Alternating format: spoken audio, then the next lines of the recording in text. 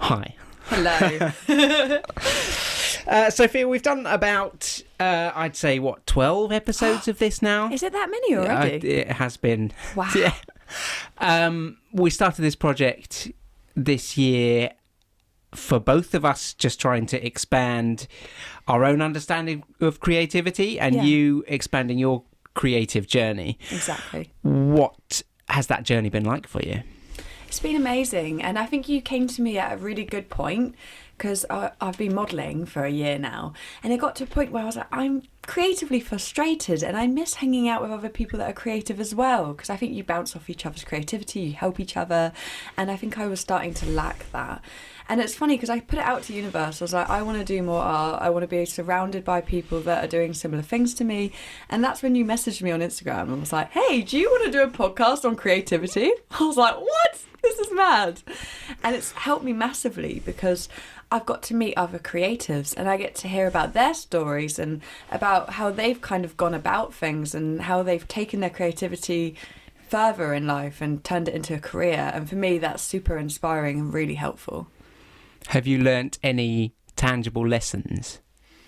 I think so. There was an artist that came on which I found so inspiring, and that was Trevor Shepherd. And I think that's because obviously he was struggling during COVID and wasn't working on his art at all. And then I think it was just one day in his garden he created a piece, and overnight he's sold out, and it was mental to hear his story. But before he went into his art, had a very business mind. He owned a few brands or something. He was selling clothes. That's right, yeah. Yeah. So he has that kind of mindset. He knows how to sell. And I struggle with that, being an artist. I don't like taking people's money. I find it quite difficult. It's quite daunting. And to hear him talk about the art as more of a business and about making sure you're charging correctly and charging your worth and your time that goes into this is really helpful for me. And also the way he exhibits his work as well, because that's something new for me. I want to start doing galleries and exhibitions, and he had some great ideas about renting out a big townhouse and having your art up everywhere and bringing DJs and alcohol and turning it into one big party. And that's so much more my vibe than like the kind of snooty art world that sometimes it can be like. So have you been exploring that since that podcast record? Yeah, definitely. So I've had some big art projects recently where I've been hand painting the dresses I'm wearing, the backdrop, my body, and we collaborated with loads of videographers and photographers. And basically now we want to exhibit the work that we created in galleries and exhibitions. And we're thinking, what is a cool way of doing this? How can we think outside the box a little bit, so that's why it's cool kind of having the art, the photography, the videography, and being one big creative collaboration. Amazing. Do you have any other highlights of the batch that we've recorded so far? I mean, we've had so many amazing people on the podcast so far, and I've really enjoyed talking to all of them. You could probably tell, but I fangirl quite a lot over Richard Wakefield. I know, didn't you say that during the podcast you felt like it was just us two fangirling over each other rather than having It definitely felt mutual, yeah. And I think that's just because, one, he's a lovely guy. He is. And he's a great photographer. He's very talented and he's just full of creativity, and that's what we want, right? And when I work with him, he's so full of ideas, and that's fantastic because you kind of bounce the ideas off each other. And in the podcast we talk about his series where he turns models into giants, and it's about empowering women and making them larger than life, and I love that. And I just think he's fantastic. So that was probably one of my highlights. I think we've curated a really good selection of guests in the community that we've been building. Have you been hearing any feedback from the listeners? Have people been telling you what they think about the podcast? Yeah, we've had really good feedback already, which has been amazing. You do get a few people being like, oh, the lighting could be better or this or that. But do you know what I mean? That's just part of the process of us learning as we go. And obviously, for me, myself, learning how to talk to people on camera is quite different to how I would usually speak to people, especially because sometimes, most of what I say is inappropriate. There'll be a lot of beep, beep, beep you're trying to take out half of what I'm saying. So there's been a lot of learning curve with that. But so far, really positive feedback. I've got a few good friends and photographers that have been listening to our podcast. My parents and family all listened to the interview with Trevor Shepherd, and now they're all going to his art exhibition, Amazing. which is actually on my birthday, and I'm going too, which would be amazing. And turns out, I don't know if I told you this, but he was actually friends with my mum when they were younger. Oh, really? Yeah. And it's funny because when he looked at me, he was like, I really recognise you. I don't know if you were there for that bit. Yeah, and I was thinking, oh, do you know my dad? I didn't think to ask my mum. But what he recognised is my mum in her 20s, because we are like doppelgangers. Oh, really? So he could just see her and me, which was hilarious. So, yeah, they loved that podcast. And, I think for a lot of my photographers that I work with, they like to listen in, especially to like Retro Rob, the model that came on, he's fantastic, and the other photographers, because they get to hear a bit more into their world. Very much so. Yeah. What has it been like discovering your skills and talent and the creativity in presenting? It's been a completely... we threw you in at the deep end. Oh my goodness. Do you remember the first one I did? I was terrified, wasn't I? And the thing is, I think everyone knows now who's listened in that I have dyspraxia. So sometimes coordination's a problem, which means remembering words is very difficult, sequence of words. So the intro to this podcast, I don't even know how many times I've said it. My poor boyfriend has been like, please shut up. I'll be in the shower going, welcome to Creative Conversations. Welcome to Creative Conversations. And oh my God. But that being said, it's been a confidence boost, because I thought I couldn't do that. Like my memory didn't work, and it would always, mess up. But repetition, I've got better with every podcast. I'm still learning, and there's a long way to go, but I can see the improvement. And it's actually made me realise how much I love talking on camera and connecting with people in a different way than just a photograph. And it's definitely something I'd like to take further. And you've really picked up those skills. Everyone thinks that it's just having a natter, having a chat, but really being able to pick up and listen to what people are saying is the skill that I've enjoyed seeing you develop, and being able to continue threads of conversation and basing it around the theme of creativity has been just really insightful for me as someone that assists people in the creative world. It's been really, really fun. Yeah, it's been really fun. I've really enjoyed it. And you're right, it is difficult with the podcast being based on creativity, kind of keeping it around that realm, because it could go off in all sorts of directions, which is fine because it's a conversation, but taking it right back to creativity and what that means to them has been quite important and a good challenge for me, I think. And the art of conversation has almost died. People are on their phones these days. They're texting all the time. So to sit down and be like, okay, we're going to have this conversation one-to-one, I think is really important. Seeing the way people have filled in the questionnaires, because we send out a little questionnaire before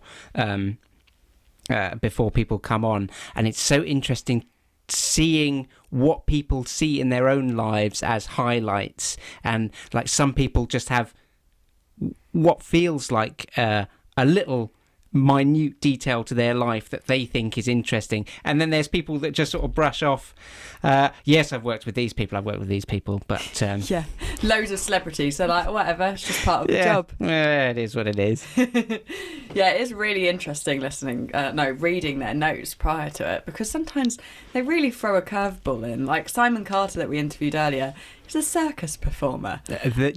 And a mathematician at the same time. Yeah, some people have gone, a smorgasbord of skills and talents and the different lives. And I think because I always look back and see that my life has kind of been a tangent, just one straight line from evolving from theatre to holiday camps. I was head of lighting at holiday camps, on cruise ships, and then sort of running a studio and working in live events, but all very technical and all just slowly working my way. Very technical, but obviously opened doors up to really exciting things. That well, sounds exactly amazing. That, yeah. I didn't know any of that, actually. This is why it's good that we're having this conversation. But it's every new connection and every meeting someone in the community, especially in my world, the next time they are doing a job, they just go, oh, this person, and that's forming connections. I found has been the most the most important and the most valuable thing. Some of the people that we've met and collaborated with on the podcast have then come into the studio and done their own projects. It's just sort of been getting our name out there, and it's just sort of helped me really realise that sometimes you just need to invite people into the conversation and see how things go. You never know who's going to be that person that changes your life or brings something new to the table or a whole new opportunity. Like, I remember I did a photo shoot for a skincare brand and I really got on with the photographer, and it was in a little town called Westbourne, which is actually just like up the road from here. And I'd never been to Westbourne before in my life, and it was in a village hall. And during the shoot, he went, "Oh, it's such a shame. I have a house here that's just sat empty because I've moved to Devon with my wife. And at the time, I needed somewhere to rent." And I was like, "I'm free. I need somewhere." And basically, he ended up renting this beautiful property off him with 2 log burners, lovely garden. And that all happened from doing a job with his photographer. And the way I got that job is because he saw me working at Goodwood on a vintage sports car at one of the events. And he was one of the commercial photographers there. So it's just funny how the turn of events and how things can lead to another thing. It's amazing. Where do you think our world domination through the we're going to dominate the world? Yeah, well, definitely. We've just got to work out how our podcast will take over the world eventually. Where do you see us going next? Oh, that's a good question. That's a very good question. I want to expand. I want to make this channel bigger. I want to get a bigger audience. I want to find creatives maybe all over the world rather than just locally eventually. That might be quite exciting. And I do really like the idea of pushing into more musicians as well and music and getting them to perform here. I think, again, after having my partner on the podcast when he was talking about philosophy and poetry, to get him to read a piece about what he's created as well, getting people to kind of present and show their work a bit more would be quite exciting. We've certainly talked about finding a way to schedule. It's kind of the nuts and bolts of it, isn't it? It's the scheduling, because the interview and the conversations are an important part of it. Yeah. But there should also be a kind of show and tell kind of element to the end. Exactly. And I like the challenge of maybe we were talking about earlier, like people sending in questions maybe to do with me or the podcast or whatever, and then being able to answer and get a bit more personal with it. Do you see yourself as an agony aunt? These people that have got creative blocks sending in. I reckon so. Come on, Sophia, help us. I think, honestly, through this podcast, I would like to motivate more people to get creative and believe in themselves a bit more, because there's so many people that want to be artists or musicians or designers, and they've been told at some point in their life that it's too difficult and they shouldn't do it. And I want to break down those barriers and teach them to be more confident in themselves and go for it, because this is the best time now to be self-employed and work for yourself. And if I can help that, encourage people to follow those dreams, then I'd be really happy with that. Because it's kind of like a rising tide floats all ships kind of thing, isn't it? Exactly. By building a creative community, it just makes everyone bring out the best in each other. 100%. And I'm seeing that with the work we're doing, the podcasts we're putting out, and the people that are coming to the studio since. It's just kind of they're feeling more inspired by what we're putting out. And that's kind of the aim of this whole thing, isn't it? And again, just creating one big community of creators where we can support and help each other. So super exciting.